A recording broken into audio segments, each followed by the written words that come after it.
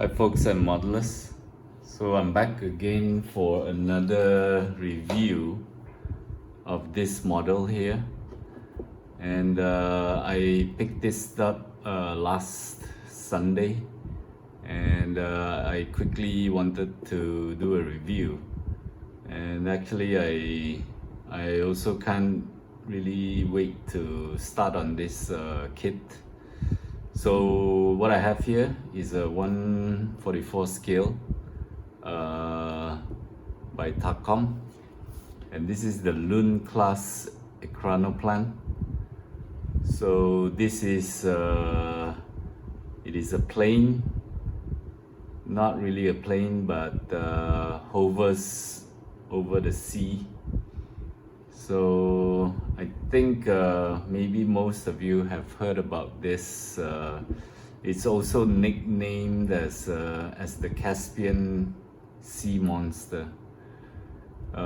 Some history about this was the CIA detected something moving on the Caspian Sea, and they named it the Caspian Sea Monster.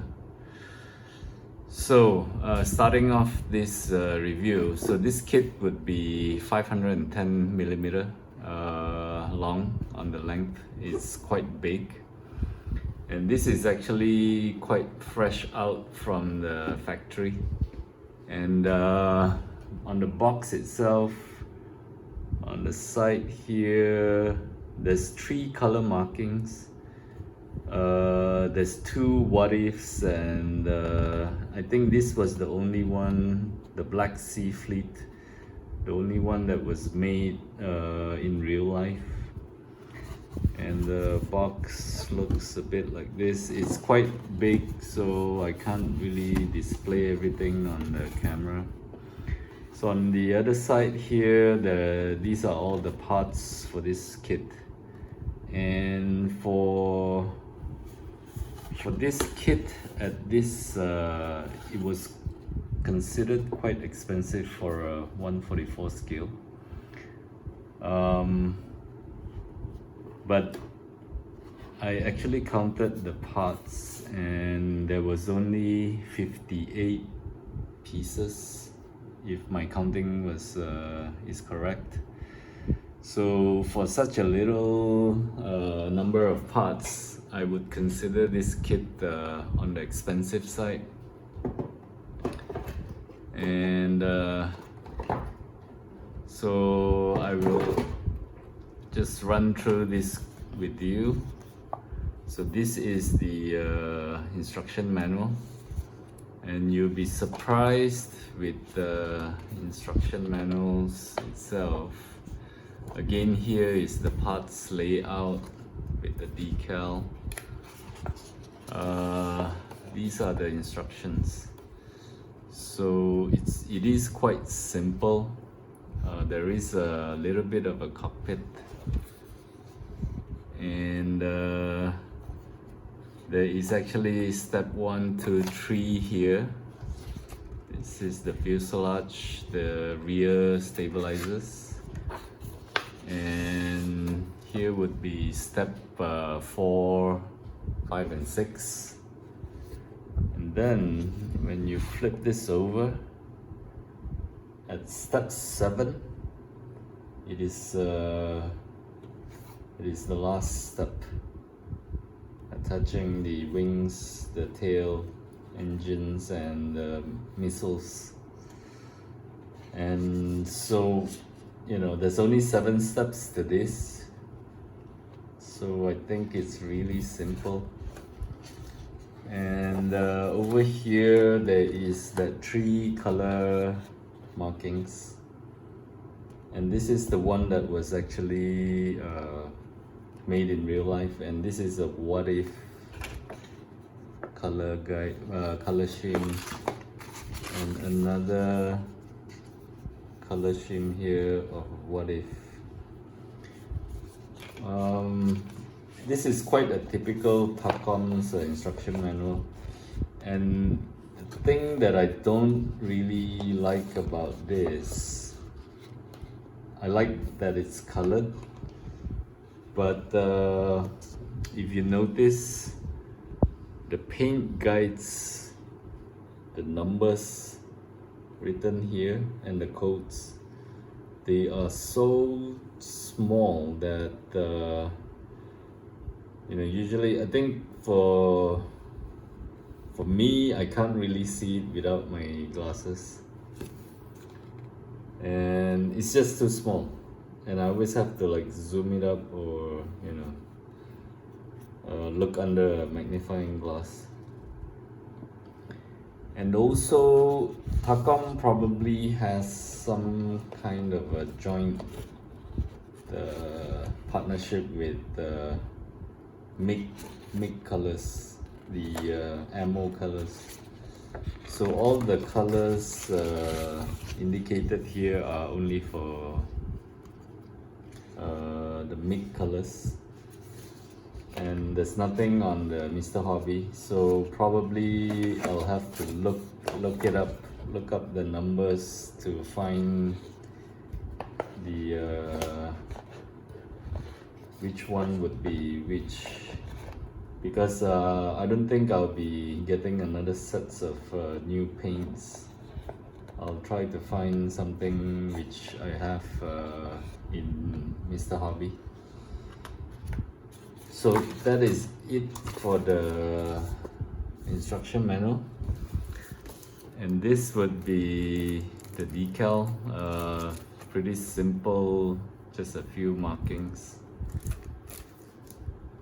And here, these are the parts. I've already taken them out from the plastic bags, and I found out that these plastics are really thick compared to others, and it's quite like heavy.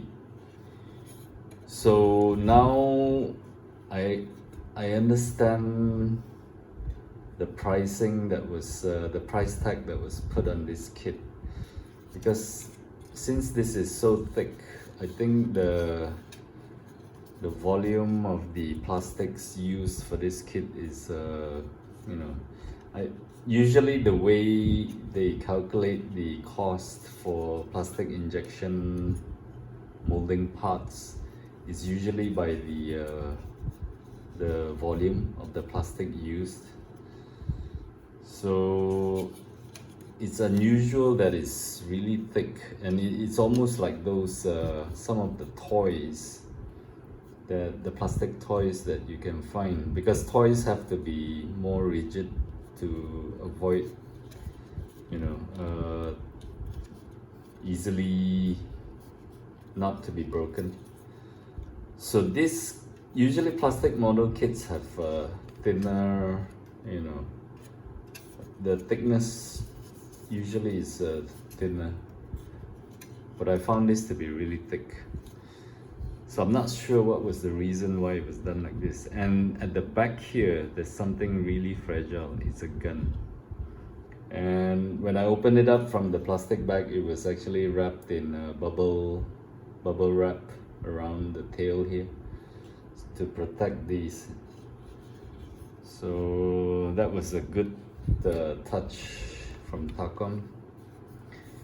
And this would be the wing, and it's really huge. And these panel lines, I'm gonna talk about panel lines again. So because I think last week I did a review on the Super Hercules, and I did talk about the panel lines. So these panel lines compared to the Minicrafts model kits panel lines at 1/44 scale this is really sharp and thin. So this is what I'm looking at. This is a good level of panel lines for this scale. Anything thicker than this would look toyish, and that's what happened with the Super Hercules. So if I compare this to the Super Hercules, that would look a bit toyish. So this is the front fuselage, and there's also another gun here which is very fragile, but this was not protected. And this is the tail, and again, if you look at the thickness of this plastic, it's really thick and rigid. So that's the front fuselage, and here these looks like the wings, but actually it's the rear stabilizers. And again, sharp panel lines and a little bit of a fragile, I think this might be an antenna or something. This is the front antenna, and these are slide molded engines.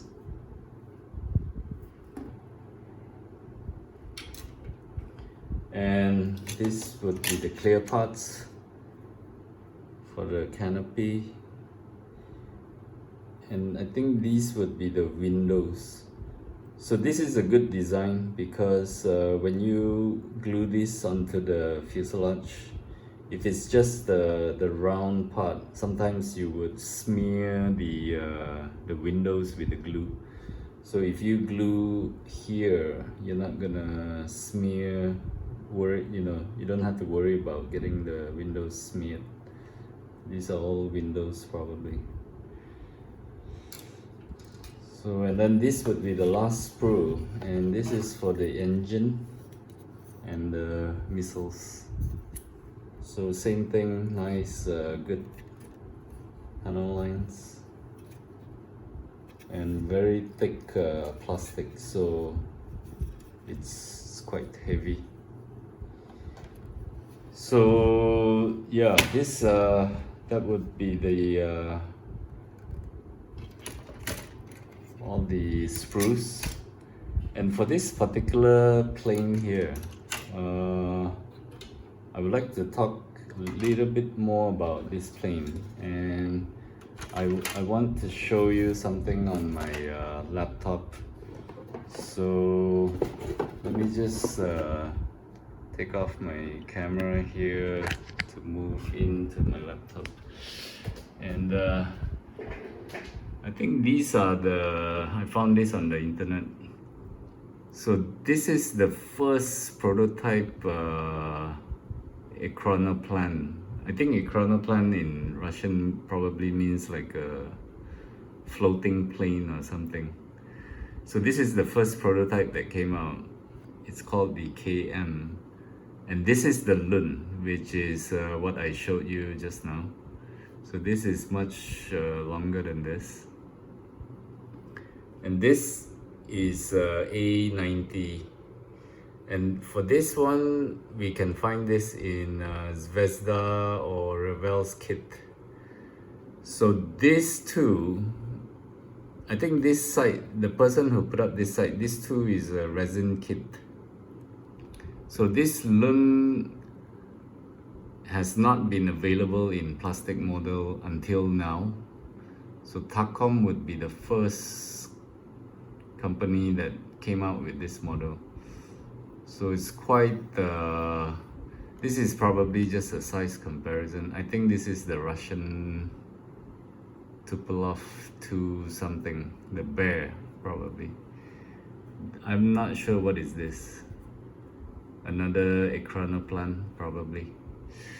But these three planes here are quite interesting, and I'm planning to get this also. But this is not available in plastic models. So I hope maybe Takom might want to come out with this to follow up on this Lun. So yeah, so this is the Lun-Class Ekranoplan by Takom, and I'm really glad they came up with this kit, because in fact just before they announced it, I was actually looking at researching a little bit about this plane. I'm not sure if it was a coincidence, and then when I found out that they're gonna release this kit, I was really excited, and I pre-ordered this back in August, and I just got it on last Sunday after about 3 months of waiting.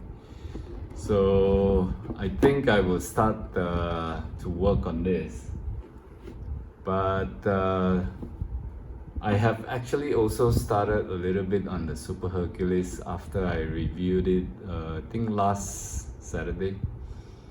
So I might put that on hold, start on this, or I might finish that one up first and then start working on this.